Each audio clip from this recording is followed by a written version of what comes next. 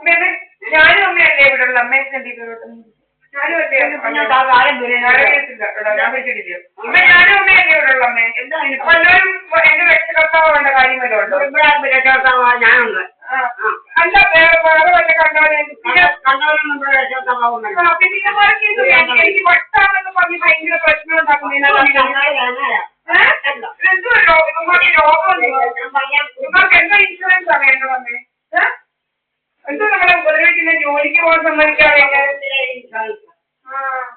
എന്റെ രോഗങ്ങളൊക്കെ മാർക്ക് ആൾക്കാർക്ക് എല്ലാം അറിയാം ഈ ചീഫ് സെക്രട്ടറിക്ക് ഒക്കെ അറിയാം ഈ അദ്ദേഹം പറഞ്ഞ് ആ ഓഫീസിലെ ചീഫ് സെക്രട്ടറിയാണോ ആ ഓഫീസിൽ ഇരിക്കുന്ന ആള് പറഞ്ഞത് ഇതെല്ലാം അറിയാം നേരിട്ടും അറിയാം വേറെ ആൾ പറഞ്ഞാൽ അറിയത്തില്ലെന്ന് ഇദ്ദേഹം പറഞ്ഞാൽ അറിയാവുന്നതാണ് അമ്മ കേട്ടിൽ ഒത്തിരി പേര് പറയുന്നത് അറിയാവുന്നത് ഇപ്പോഴും പഠിച്ച ഈ മധ്യത്തിൽ അവരിങ്ങനെ വന്ന് അവരിങ്ങനെ ഓർമ്മിച്ച് ഇരിപ്പായില്ല ജോലി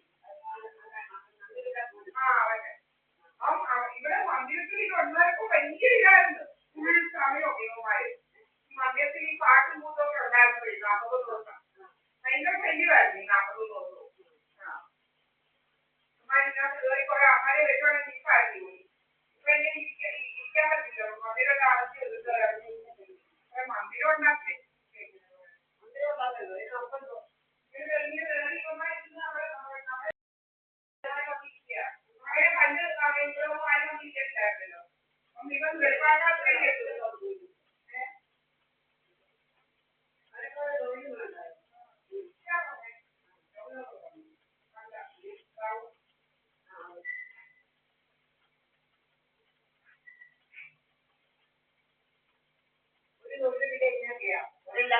ജോലി വേണമെന്നൊക്കെ കണ്ണൂരെ ഉപദ്രവിക്കുന്നത്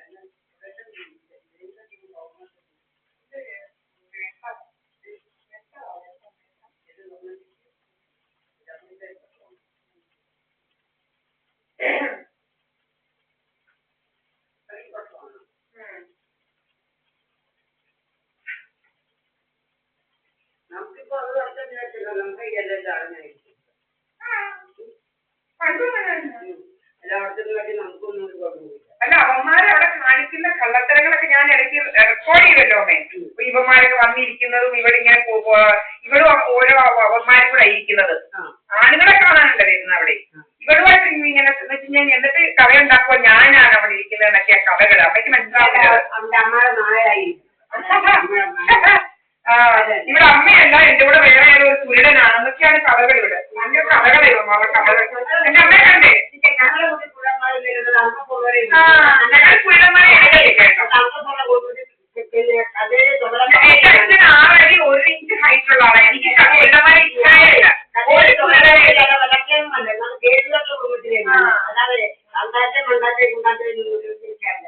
ഞാനും അത് തന്നെ കേട്ടോ എന്റെ അച്ഛൻ നല്ല 6 അടി 1 ഇത് ഹൈറ്റുള്ള ആളായിരുന്നു ഞങ്ങൾ കട്ടില് വരെ വലുത് അച്ഛന് വേണ്ടി പണിയിച്ചതാണ് നമുക്ക് കിടക്കാൻ പറ്റാത്തതുകൊണ്ട് അപ്പൊ അങ്ങനെയുള്ളതിന്റെ പോലെ അതൊക്കെ ഞങ്ങൾ കുരുടൻ സൈറ്റിനെ ഒന്നും എടുക്കത്തില്ല കുരുടനെ കണിയാനും ഒന്നും എടുക്കുന്നവരുണ്ട് കേട്ടോ നമ്മളിങ്ങനെ എന്റെ അമ്മയാ നീളം കുറഞ്ഞിട്ടേ അങ്ങനെ നീളം കുറഞ്ഞ കുരുടനെ ഒന്നും ഇവിടെ എടുക്കത്തില്ല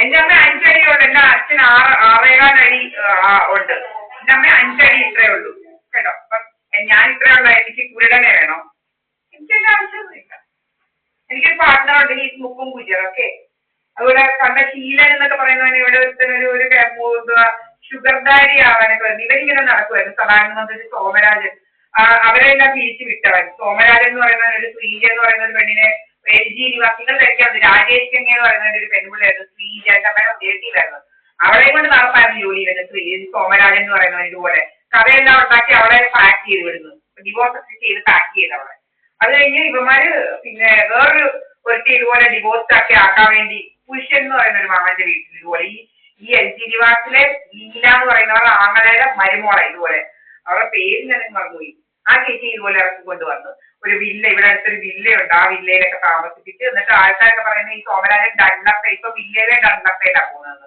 ഡണ്ടപ്പേ കിടക്കാനാ പോകുന്നതെന്നൊക്കെ പറയുമായിരുന്നു ഈ നാട്ടുകാരൊക്കെ എന്നിട്ട് ഇവൻ ഭയങ്കര ഇതാണ് ഭയങ്കര ഇങ്ങനെ നടക്കുക കഥകൾ ഉണ്ടാക്കല ജോലി എന്നിട്ട് ആ ചേച്ചി ഇതുപോലെ വിളിച്ച് ഇവിടെ നിർത്തി അവർക്ക് സത്യം പറഞ്ഞു കഴിഞ്ഞാൽ ഈ പുരുഷന്മാരുടെ വീട്ടിലും ഈ ചേച്ചി നിന്നോണ്ടെടുത്ത് road side, main road side അല്ല ഒന്നാന്തരം വീടുണ്ട് കേട്ടോ. അപ്പൊ അവർക്ക് അവരുടെ അമ്മായിയമ്മ നിർത്തത്തില്ലെന്നാണ് പറയുന്നത്. അവരൊക്കെ ഇപ്പൊ എന്തിന്റെ രോഗമാണെന്ന് എനിക്ക് മനസ്സിലാവുന്നില്ല. ഇത്രയും വലിയൊരു വീട്ടില് അവരുടെ മരുമോളെ നിർത്തത്തില്ല പെണ്ണുപിള്ള എന്നാണ് പറയുന്നത്. അവരെ അടിക്കുകയൊക്കെ ചെയ്ത് ഈ ചേച്ചിയെ സത്യത്തില് ആ ചേട്ടൻ്റെ ഒരു പാവമാണ്. നമുക്കറിയാവുന്നിടത്തോളം കാലം എന്നിട്ട് ഈ പെണ്ണിനെ വിളിച്ചു ഇറക്കിക്കൊണ്ട് പോകുന്ന ഇവന്മാരെല്ലാം കൂടെ കൂടി. പക്ഷെ അത് അവിടെ തന്നെയല്ലേ നിർത്തേണ്ടത്. ഇത്രയും വലിയൊരു 3 ബെഡ്റൂം ഉണ്ട്, നല്ല ഹോള്, വലിയ ഹോള്, ഡൈനിങ് ഹോളും എല്ലാം ഉള്ള വീട്, നല്ല വീട്. അവിടുന്ന് ഈ ചേച്ചി എടുത്തോണ്ട് വന്ന് ഈ വില്ലയിൽ താമസിപ്പിച്ച് 2 മക്കളും. ആ ചേട്ടൻ ഗൾഫിലായിരുന്നു, ഇപ്പൊ എവിടെയാണ്, ഇവിടെ ഇല്ലെന്നാ പറയുന്നത്, എവിടെയാണെന്ന് അറിയില്ല. ഇങ്ങനെ കുടുംബം നശിപ്പിക്കാനായിട്ട് നടക്കുക കുറെ എണ്ണങ്ങൾ. ഈ മോഹൻ സിംഗ് എന്ന് പറയുന്നവന്റെ ഇതുപോലെ എല്ലാം ബന്ധവും ഇവര് ഇതുപോലെ ഇങ്ങനെ ഒരു സാരി എന്ന് പറയുന്നവരുണ്ടായിരുന്നു, അവന്റെ കൂടെയായിരുന്നു എന്നാണ് പറയുന്നത്.